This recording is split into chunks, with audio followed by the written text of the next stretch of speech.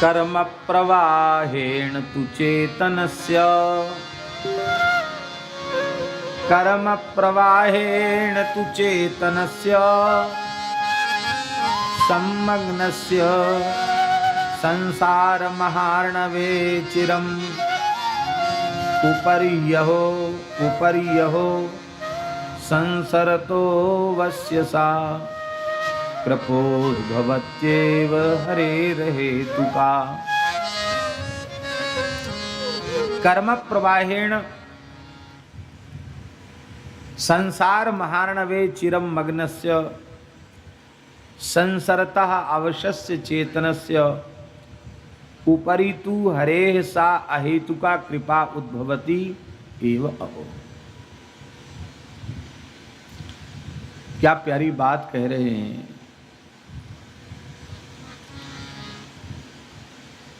अनंत काल से यह जीव कर्म के प्रवाह में पड़ा है और ये कर्म की परंपरा नष्ट नहीं हुई। इसके 3 विभाग हैं, संचित,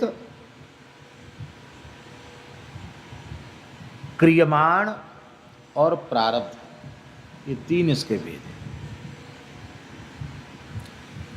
ये परंपरा अनादिकाल से चल रही है और इस परंपरा में कर्म प्रवाह में जीव पड़ा हुआ है।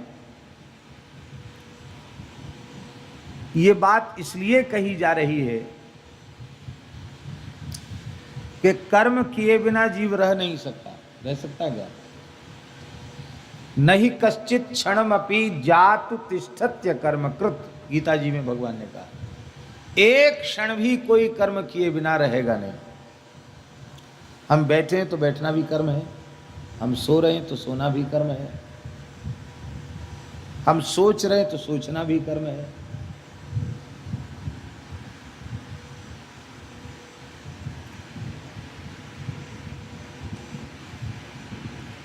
क्रियमाण कर्म जाता है संचित में।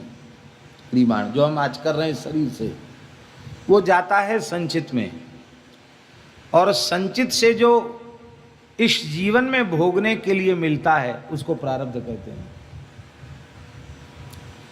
तो हम जो कुछ कर रहे हैं ये संचित में जा रहा है और संचित से फिर नए नए शरीरों के प्रारब्धों का निर्माण हो रहा। तो परंपरा तो चलती रहेगी। राम जी की शरणागति की विशेष महिमा ये है कि जब जीव सर्वतो भावेन सद्गुरु भगवान के अनुग्रह से श्री ठाकुर जी के शरणापन्न हो जाता है तो शरण होते ही उसके अनंत जन्म की पाप राशि, कर्म राशि तत्काल भस्म हो जाए। वो संचित कितना संचित है, कितने जन्मों का संचित है ना। तो अच्छा, संचित समाप्त तो होना नहीं है भाई। गोदाम में इकट्ठा है और खर्च करो तो कभी ना कभी खर्च हो ही जाएगा, और निकालते भी चले जाओ और उसमें भरते भी चले जाओ तो कभी खर्च नहीं होना है। तो क्रियमाण कर्म उसमें भर रहा है, क्रियमाण कर्मों से संचित में जा रहा है, संचित से प्रारब्ध में आ रहा है। तो संचित तो कभी नष्ट होना ही नहीं। संचित नष्ट नहीं होना तो प्रारब्ध नष्ट नहीं होना, प्रारब्ध नष्ट नहीं होना तो क्रियमाण कर्म नष्ट नहीं होना। ये तो कर्म की परंपरा चलती रहेगी। श्री आचार्य चरण कह रहे हैं इस संसार समुद्र में जीव डूबा हुआ है। ये चेतन जीव कर्म के प्रवाह में पड़ा हुआ है और कभी न कभी श्री ठाकुर जी इस जीव के ऊपर द्रवित जब हो जाते हैं, उन सत्य संकल्प श्री राम जी के मन में संकल्प उत्पन्न हो जाता है कि अब तो इस हमारे अंशभूत जीव का कल्याण होना चाहिए। तब क्या होता है? बोले तब संत सद्गुरु की प्राप्ति होती है। इसी को विनय पत्रिका में गोस्वामी जी ने कहा, जब द्रवहि दीन दयालु राघव साधु संगति पाइए, शिव द्रवहि दीन दयालु राघव, साधु संगति पाए, यही तरस परस समागमादिक, पाप राशि नसाइए। यही तरस परस समागमादिक, पाप राशि नसाइए। अब संचित तो हो गया नष्ट, सन्मुख होय जीव मोहि जबहि, जन्म कोटि अघना सही तबहि। और महाराज जी भगवान की शरणागति के बाद क्रीमण पवित्र हो जाता है, वो संचित में नहीं जाता। फिर क्यों? अरे भाई वैष्णव जो कुछ करेगा, करने के बाद क्या करेगा? श्री सीतारामचंद्रार्पणमस्तु, श्री नारायणार्पणमस्तु, श्री कृष्णार्पणमस्तु। इष्ट के चरणों में निवेदन कर देगा कि नहीं? अब वो तो संचित में तो गया नहीं, वो तो राम जी के चरणों में पहुंच गया। और एक बार तो संचित भस्म हो गया महाराज जी, और नया संचित बनना नहीं है, क्योंकि जो क्रीमाण से संचित में जाता है, और क्रीमाण कर्म अब भगवान के चरणों में अर्पित हो रहा है, तो क्रीमाण का बंधन नहीं रहा। अब बचा क्या? अब बचा इस शरीर का प्रारब्ध, और इस शरीर के प्रारब्ध का संबंध इसी शरीर से है। इसका हिसाब किताब इसी में चुक जाएगा। और ये बात जरूर है कि आप प्रारब्ध भोग न सको और कहो कि नहीं महाराज हमारा तो कष्ट दूर ही कर दीजिए, और भगवान या संत या गुरु आशीर्वाद दे दें, आपका प्रारब्ध रोक दें और वो शेष रह जाएगा, तो उसे भोगने के लिए फिर दूसरा जन्म लेना पड़ेगा। इसलिए जो श्रेष्ठ संत होते हैं, भारी से भारी कष्ट सहकर भी कभी ठाकुर जी से ये उलाहना नहीं करते, प्रभु हमारा प्रारब्ध दूर कर। नहीं, आप हमें प्रारब्ध फल भोगने की सामर्थ्य प्रदान कीजिए, और किसी भी परिस्थिति में हे नाथ मैं आपको भूलूं नहीं। भुंजान एवात्म कृतम विपाक। बोले शंकर जी, जब एक मथुरा से जब गिरिराज जी जाते हैं तो अड़ींग आता है। अड़ींग एक राधा कुंड होकर के गिरिराज जी जाते हैं, उसमें अड़ींग नहीं आता है। और इधर मथुरा से जाते हैं जब गोवर्धन, तो अड़ींग आता है। अड़ींग में एक कुंड है, कमल कुंड। पुरानी बात है, ये चरित्र हमें श्री मास्टर बाबा ने सुनाया था, परम पूज्य श्री रामदास जी महाराज। तो एक महात्मा रहते थे, बंगाली महात्मा थे, बहुत बड़े नाम जापक थे। ऐसी फटे पुरानी गोदड़ी ओढ़ के रहते और खूब भजन करते थे। वृद्ध थे, आयु भी खूब थी। और एक उनका शिष्य था, चेला था, वो भी ऐसा गुरुनिष्ठ था कि 24 घंटे गुरु जी की सेवा में तैयार, हमेशा। वृद्ध गुरु जी थे तो सारी सेवा वही करता था। मैं गुरु जी माला लिखते रहे। एक बार गुरु जी को गले में कोई कंठमाल नाम की बीमारी होती, वो हो गई। इधर फोड़ा निकल आए पूरे, और वो पक गए, उनमें पस आने लग गया। बाबा जी दवाई लेते नहीं, शिष्य बहुत परेशान, बहुत दुखी। गुरु जी को बुढ़ापे में बीमारी आ गई। और गुरु जी कुछ नहीं बोलते, कहते नहीं हमारा अपना ही किया हुआ है, बच्चा दुखी क्यों होता है, राम राम कर। एक दिन शिष्य ने देखा कि गुरुजी को ज़्यादा वेदना है, तो सहन नहीं हुआ। सामने बैठ के कैसे सहन करे गुरुजी का कष्ट। तो महाराज जी कमल कुंड है, अभी भी सरोवर है, तालाब छोटा सा, वहाँ जाके चेला बैठ के रोने लग गए।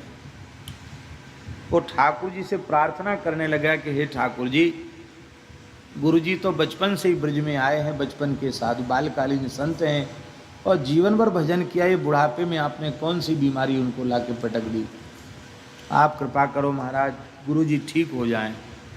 तो रो रहा था शिष्य, तो उसने देखा कि दो बालक, एक श्याम है एक गौर है, घुंघराले केश हैं, बड़े सुंदर बालक हैं, पाग बंधी हुई है और गैया ने लेके जा रहे हैं चराए हुए के लिए। ए बाबा, ए मोड़ा, काई क्यों रो रहे हो, किस लिए रो रहे हो? उन्होंने समझा कि ब्रजवासी बालक हैं, तो उन्होंने कहा तुम क्या करोगे जान के कि हम क्यों रो रहे हैं? नहीं नहीं बताना पड़ेगा, काय के लिए रो रहे हो? ले हमारे गुरु जी को ऐसी ऐसी बीमारी हो गई इसलिए रो रहे हैं। तो ले तू रोवे मत, तेरे गुरु है, हम अवई ठीक कर दें, पर तेरो गुरु है बड़ो हठी, वो मानेगो ना है, वो पूरा प्रारब्ध भोग नहीं मानेगो। नहीं नहीं, अब तो कोई ऐसा मिल जाए जो गुरु जी को ठीक कर दे। वो महाराज जी कोई दूसरे नहीं थे, कृष्ण बलराम थे वो। तो ठाकुर जी ने वहीं कमल कुंड के पास से एक लूखड़ी, एक जड़ी बूटी उठाई और बोले इसको ऐसे ऐसे पानी में मसल देना, ऐसे जल लगा देना, रात को सोते समय गुरु जी के, साफ हो जाएगा, बीमारी खत्म। तो महाराज जी उनके गले में, उस शिष्य ने रात को पस पहुँचने के समय ही और लगा दिया, वो जड़ी बूटी वाला थोड़ा सा जल लगा दिया। सवेरे गुरु जी उठे तो उन्होंने देखा कि गायब, न फोड़ा न फोड़े का चिन्ह, बिल्कुल ठीक।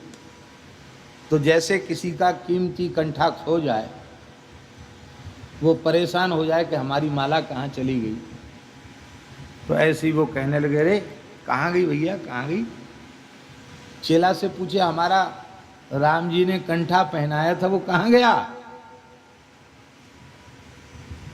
गुरु जी आप तो कंठा वंठा पहनते नहीं, खाली तुलसी कंठी आपके गले में।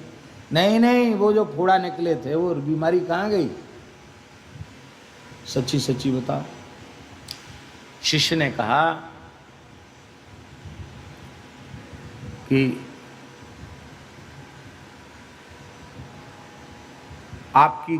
आपको कल बहुत अधिक वेदना थी, इसलिए हम चले गए थे आपके पास से और ऐसे ऐसे रो रहे थे, दो बालक मिले और उन्होंने एक जड़ी दे दी, उसी को जल के साथ लगाया, उसी से आपका बीमारी ठीक हो गई।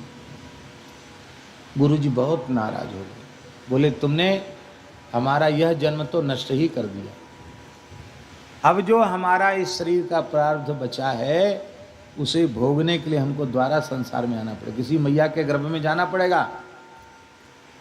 तुम्हारे जैसे मूर्ख शिष्य के द्वारा मेरी बहुत दुर्गति हुई है, हमारा ये जन्म नष्ट हो गया, अब तुमको दंड यही है कि तुम निकल जाओ यहां से, कभी मुंह मत दिखाना।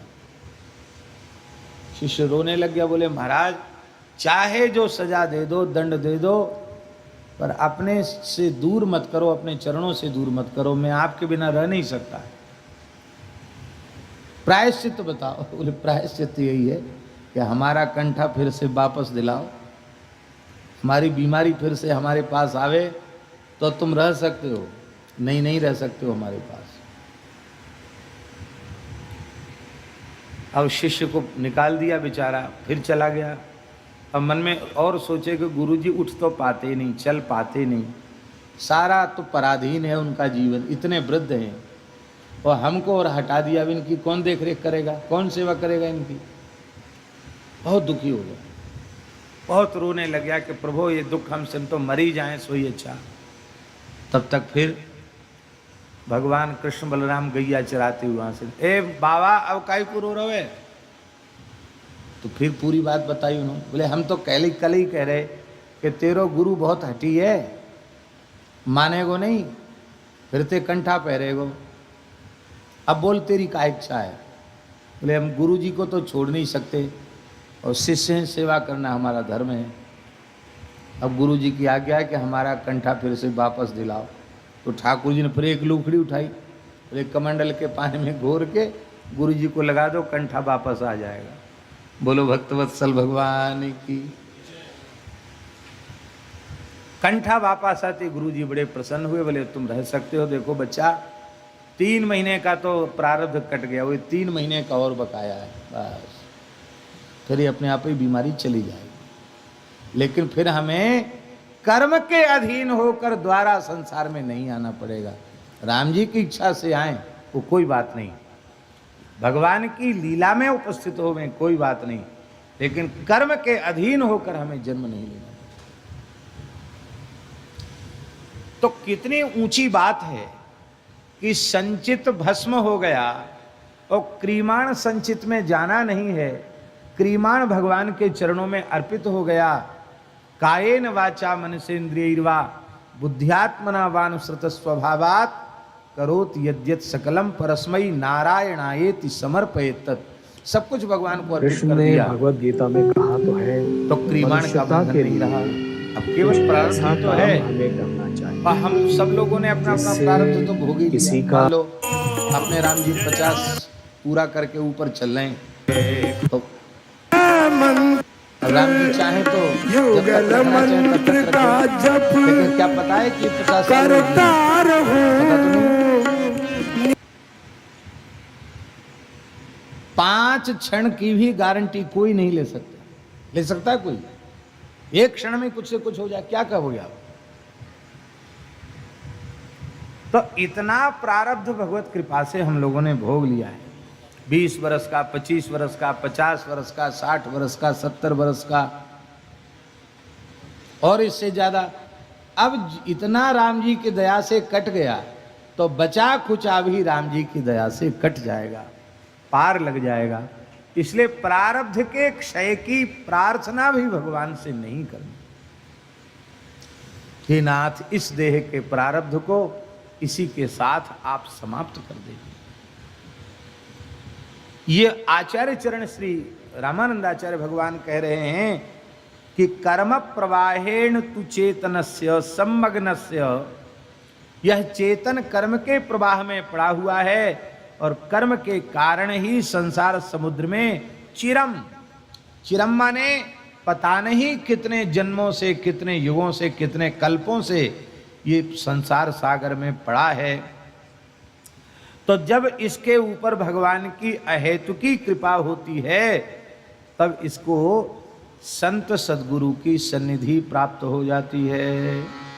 बोलो भक्तवत्सल भगवान की जय। भगवान जो कृपा करते हैं उस कृपा में हेतु नहीं है।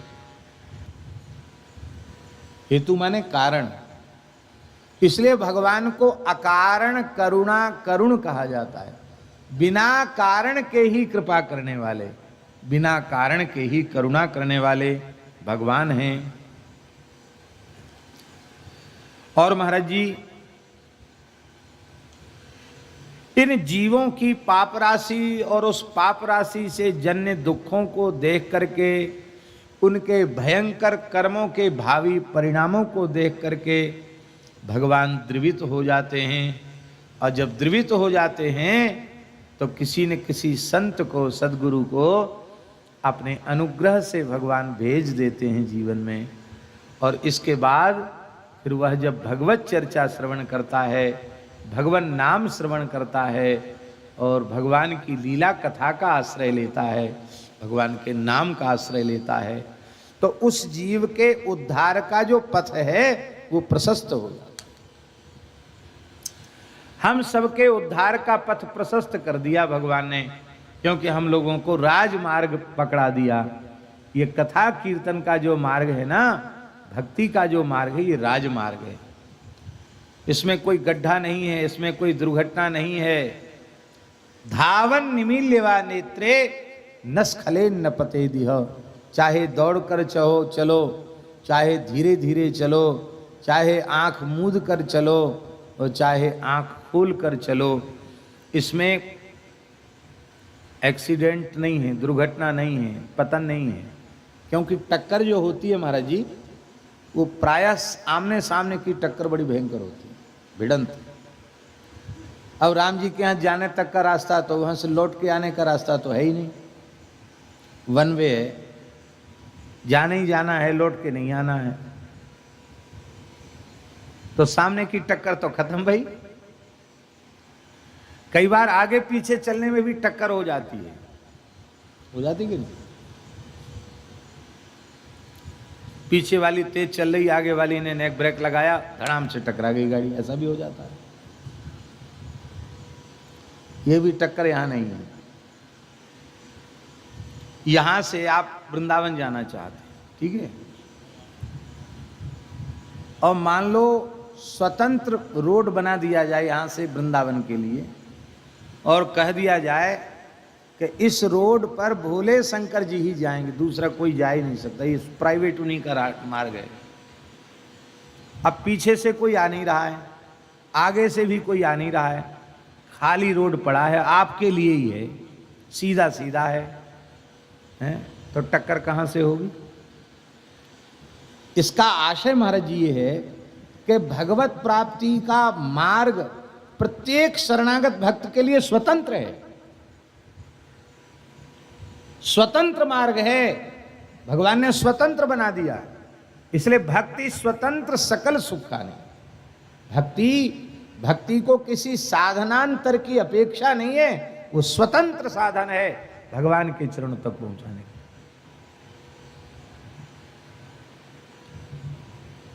कितना बढ़िया मार्ग मिल गया है। अब बस जो भी जीवन बचा है हमको इसी में उसको व्यतीत करना है। मोक्षे मुमुक्षोर नहीं तारतम्यम फले प्रपन्नस्य तु सत्प्रपत्ते अस्तेव तद विष्णु कृपोपलभ्ये पतिम श्रियोनंत गुरुणार्णवंतम। कहते हैं देखो, श्रुतियों में, वेद की ऋचाओं में मोक्ष के साधन रूप से ज्ञान का, उपासनात्मक ज्ञान का प्रतिपादन किया गया है। तीर्थे ज्ञानान्न मुक्ति ही। और ये उपासनात्मक ज्ञान है क्या? श्री रामानंदाचार्य भगवान कह रहे हैं ये उपासनात्मक ज्ञान ही भक्ति है। देखिए, राम जी के तत्व का ज्ञान आपको नहीं होगा, उनके स्वरूप का ज्ञान, उनकी महिमा का ज्ञान नहीं होगा, तो आप उपासना करेंगे? राम जी की महिमा का ज्ञान होगा तब आप उपासना करेंगे। इसलिए ज्ञान पूर्वक ही उपासना होती है। हम आपको जानते नहीं तो हम आपकी उपासना कैसे करेंगे? ज्ञान पूर्वक ही उपासना होती है। तो श्रुतियों में जो मोक्ष के साधन के रूप में ज्ञान का वर्णन किया गया है वह ज्ञान उपासनात्मक ज्ञान ही है, और वह उपासनात्मक ज्ञान ही भक्ति है। इसीलिए गोस्वामी जी कहते हैं ज्ञान ही भक्ति नहीं कछु भेदा, ज्ञान ही भक्ति नहीं कछु भेदा, उभय हरहि भव संभव खेदा, उभय हरहि भव संभव खेदा। प्रपत्ति भी भक्ति विशेष ही है। प्रपत्ति को स्वीकार करने वाले मुमुक्षु वालों को मुमुक्षु, जो मुमुक्षु हैं उन्हें प्रपन्न मुमुक्षु कहते हैं, शरणागत मुमुक्षु।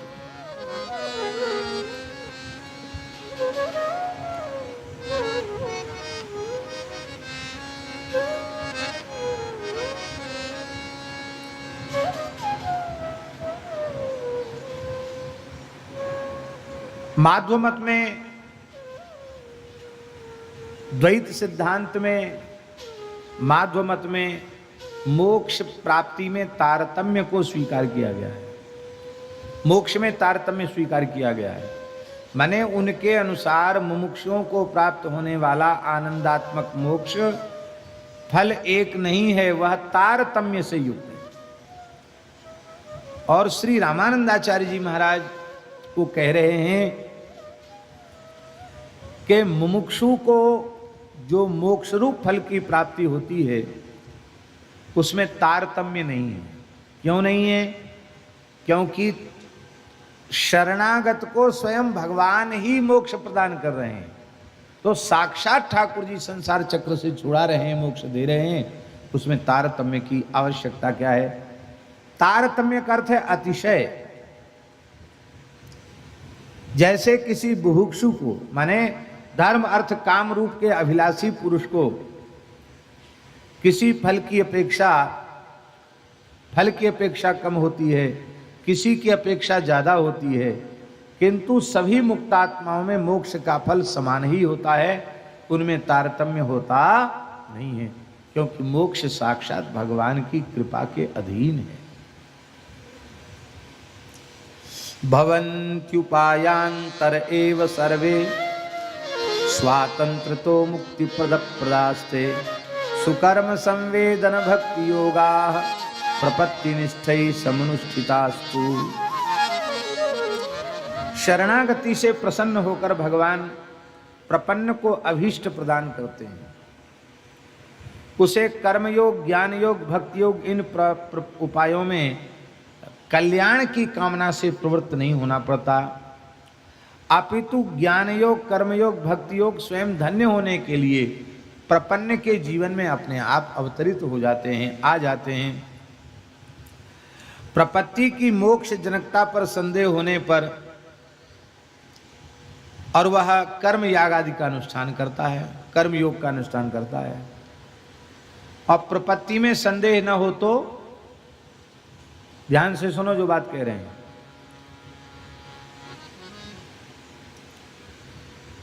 प्रपत्ति माने मनमोहन शरण जी, प्रपत्ति माने साक्षात भगवान का आश्रय। अब साक्षात कोई महत्वपूर्ण कार्य है और वो महत्वपूर्ण कार्य आपकी कृपा के बिना मान लो नहीं हो सकता। तो हमने आपके पास जाकर कहा कि महाराज जी आप कृपा करो, हमारा ये काम बना दीजिए, हम तो आपकी शरण में हैं। आपने कहा कोई बात नहीं, हो जाएगा, ये जो कौन बड़ी बात है, हमारे लिए तो ये चुटकी बजाने का काम है, तुरंत हो जाएगा, कुछ नहीं है। आपने निश्चिंत कर दिया। फिर भी यदि आपके प्रति हमें विश्वास नहीं होगा तो हम फिर इनके पास चले जाएंगे। देखो हमने उनसे तो कहा था, तो पता नहीं ध्यान देंगे कि नहीं, आप कुछ कर दीजिए। फिर इनके पास चले गए। ध्यान में ही बात है, जिसका आश्रय हमने ग्रहण किया है उसके प्रति विश्वास की कमी होगी तो फिर आप अन्य साधन की ओर मुख देखेंगे। राम जी के प्रति आपका भरोसा कम होगा तब आप ज्ञान योग, कर्म योग, सांख्य योग, अमुक अमुक योग का आश्रय लेंगे। लेकिन जब राम जी की कृपा पर पूरा विश्वास है, हम बुरे हैं, भले हैं, खरे हैं, खोटे हैं, उत्तम हैं, अधम हैं, जैसे हैं, हे रघुनाथ जी आपके हैं, आप हमारे हैं। और अब हमारे जीवन में शुभ अशुभ, बुरा भला जो कुछ होना है वो आपकी इच्छा से, आपकी कृपा से होना है। साधन तो हम इसलिए कर रहे हैं कि आप प्रसन्न हो जाएं। साधन तो हम इसलिए कर रहे हैं कि ये न करें तो करेंगे क्या, कल्याण के लिए साधन नहीं है। कल्याण का ठेका तो आपने हमारा ले रखा है। हमारा संदेह आपके प्रति होगा तो हम दूसरी तरफ ताकेंगे। जब हमारा आपके प्रति संदेह है ही नहीं, अविश्वास है ही नहीं, तो हमें दूसरे साधन की ओर देखने की आवश्यकता है। देखो श्री किशोरी जी ने यह संदेश हम वैष्णवों को दिया। हनुमान जी वाल्मीकि रामायण के अनुसार श्री हनुमान जी महाराज जब लंका पधारे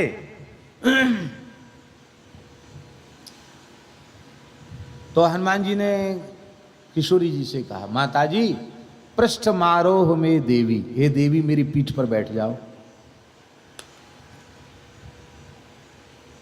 क्या करेंगे हम पीठ पे बैठ के? बोले अभी एक क्षण में पलक झपकते राम जी के पास पहुंच जाएंगे, आपका रोना गाना बंद हो जाए। राम जी भी आपके वियोग में दुखित हैं और आप राम जी के वियोग में दुखित हैं, युगल सरकार मिल जाएंगे, हम बालकों को आनंद हो जाएगा। आप चलिए पीठ पर बैठिए।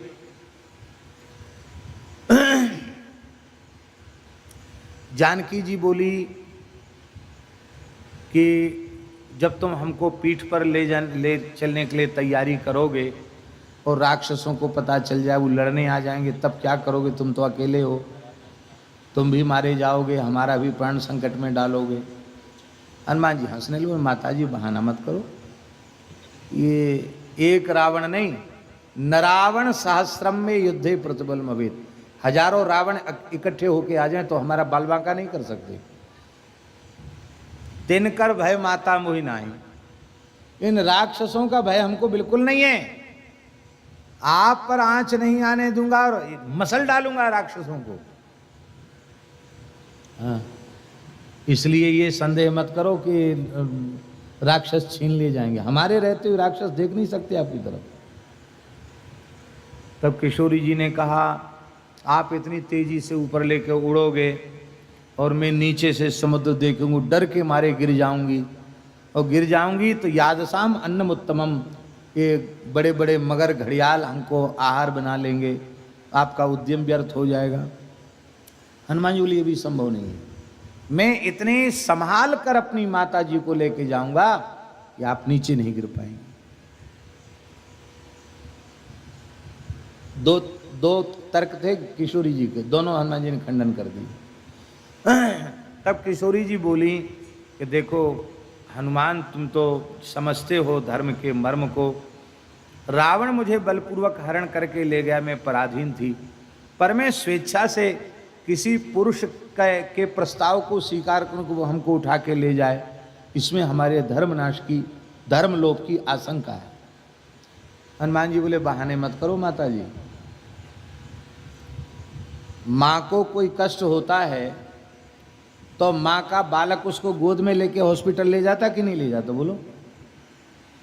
अरे महाराज जी माँ की बात छोड़ दो, आप संत हैं, कोई वृद्धा आपके सामने गिर जाए जो दया की पात्र है और गिर कर एकदम नीचे लुढ़कने लग जाए, जाने लग जाए, तो क्या आपका मन नहीं करेगा कि इसको पकड़ के हम इसको बचावें? नहीं करेगा। और यदि ऐसा मन नहीं करता तो काय बात के साधु भाई, द्रवित दुखी प्राणी को देखकर दया नहीं आ रही है तो काय बात के साधु। तो माता के भाव से, दया के भाव से किसी का भी स्पर्श कर लिया उसमें क्या दोष है? फिर मैं तो आपका पुत्र हूं, इसलिए ये बात वहां जमेगी नहीं कि अपनी इच्छा से कैसे मैं बैठ जाऊं। तब किशोरी जी समझ गई कि बहाना चलेगा नहीं, मैं प्रपत्ति के सिद्धांत का संगोपन कर रही हूं, छिपा रही हूं, और हनुमान जी खोद खोद कर उसको निकलवाना चाहते हैं उस सिद्धांत को। तब श्री किशोरी जी ने शरणागति का सिद्धांत कहा। किशोरी जी ने कहा, देखो हनुमान जी, यदि मैं सबल साधन का आश्रय लेकर राम जी को प्राप्त कर लूंगी तब एक परंपरा बन जाएगी कि राम जी कृपा साध्य नहीं है, राम जी तो साधन साध्य हैं। हनुमान जी जैसा कोई बलिष्ठ साधन आ जाए तो राम जी से मिला सकता है, और साधन नहीं हो किसी के पास, सर्व साधन शून्य हो तो सर्व साधन शून्य को तो प्राप्ति होगी ही नहीं। इसलिए हम किसी साधन का, कर्मयोग, ज्ञान योग, भक्ति योग, किसी साधन का हम आश्रय नहीं लेना चाहते हैं, साधन का आश्रय लेकर प्राप्त करेंगे।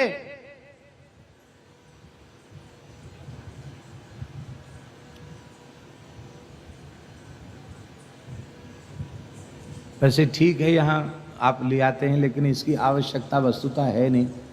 हम कभी किसी कथा में झांकी नहीं बनवाते हैं, किसी कथा में भी।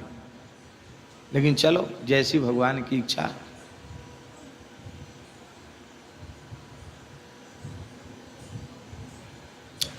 क्योंकि हम लोग जब स्वरूप सरकार को विराजमान करते हैं तो उनके ऊपर नहीं बैठ सकते, उनको सिंहासन पर विराजमान करते हैं, उनको साष्टांग प्रणाम करते हैं और उनको ठाकुर जी के स्वरूप में मानते हैं। नाटक वालों की दृष्टि अलग होती है, हम लोगों की दृष्टि अलग है। स्वरूप को साक्षात ठाकुर जी का स्वरूप मानते हैं। सबको प्रणाम है हमारा, विराजय है। जय।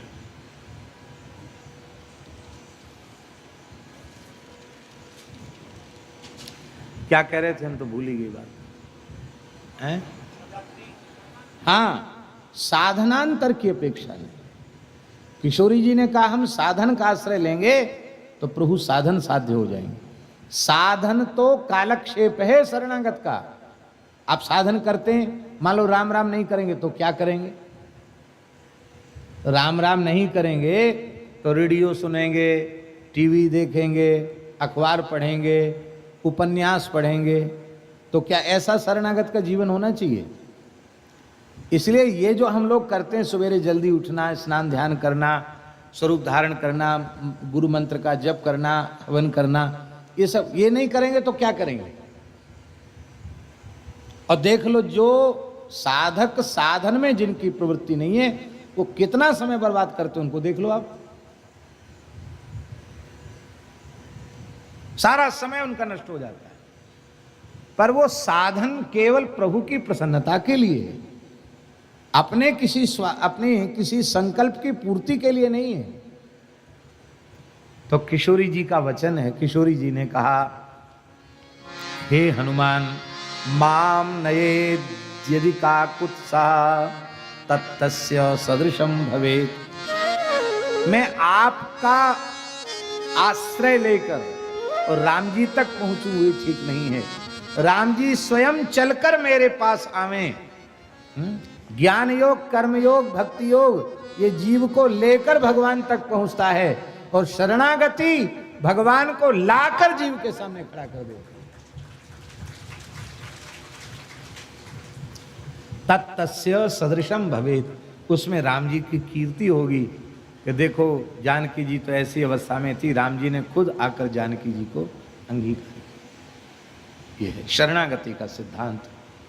तो जब हमें अपने इष्ट पर विश्वास नहीं होगा, उनके आश्रय पर विश्वास नहीं होगा, तब हम अन्य किसी साधन की अपेक्षा रखेंगे। इसका आशय समझे ना, माने ज्ञान योग, कर्म योग, भक्ति योग सब बनेगा, लेकिन वह उसका आश्रय इसलिए नहीं है कि हमको मोक्ष मिले।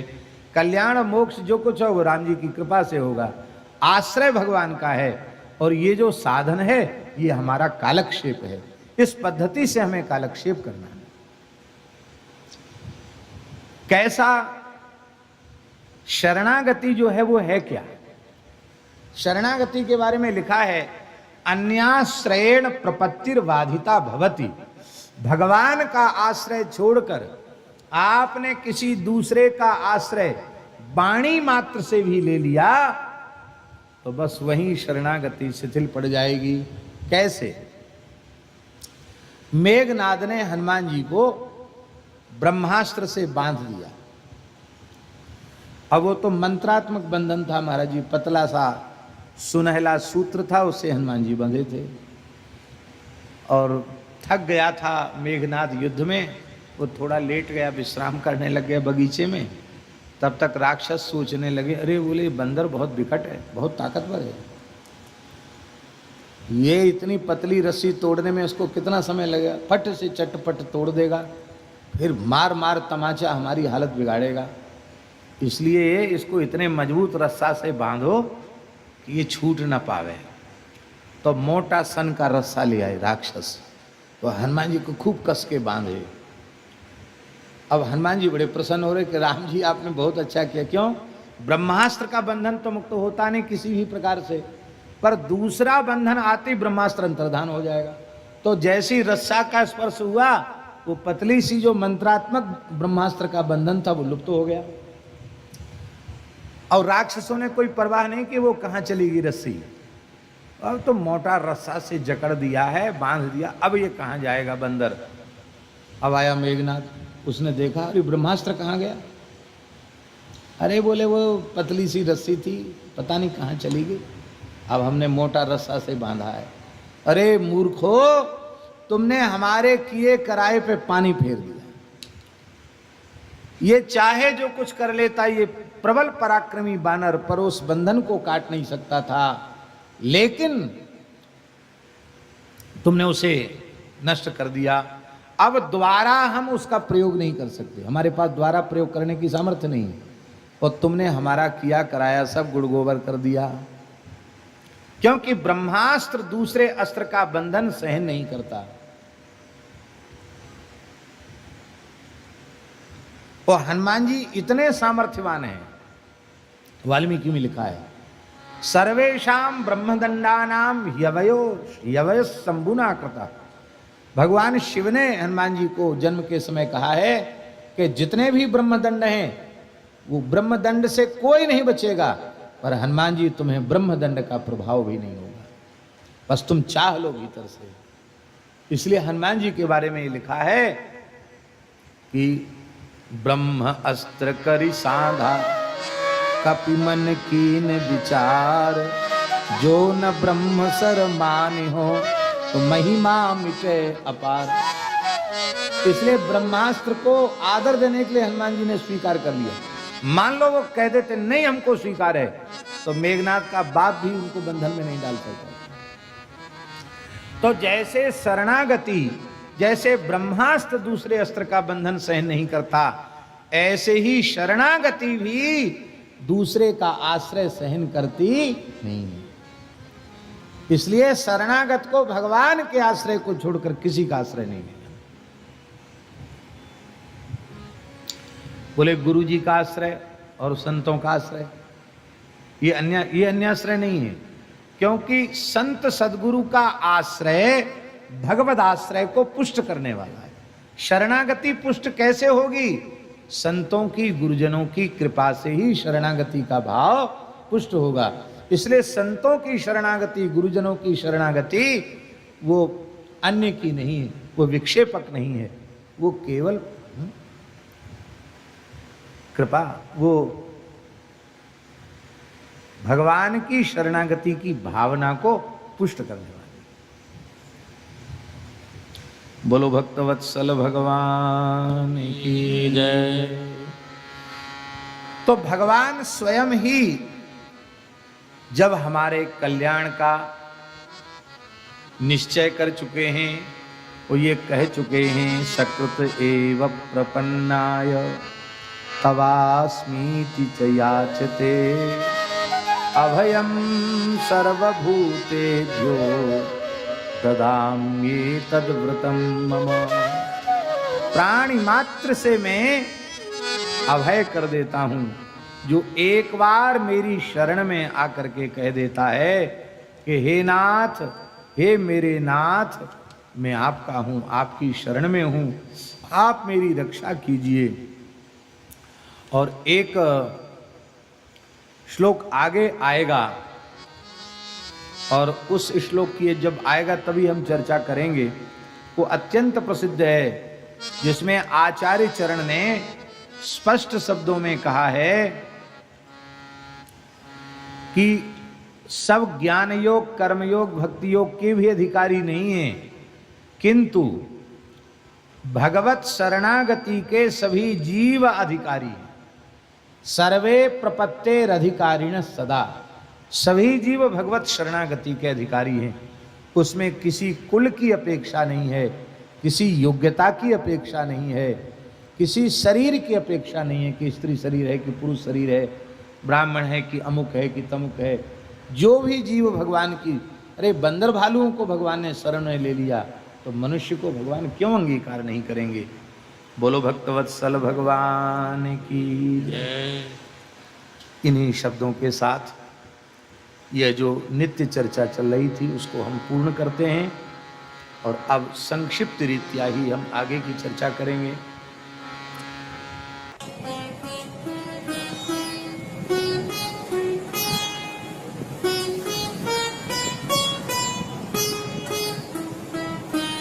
श्री सीताराम प्रतिदिन सत्संग एवं दर्शन के लिए श्री महाराज जी के ऑफिशियल चैनल को जरूर सब्सक्राइब करें।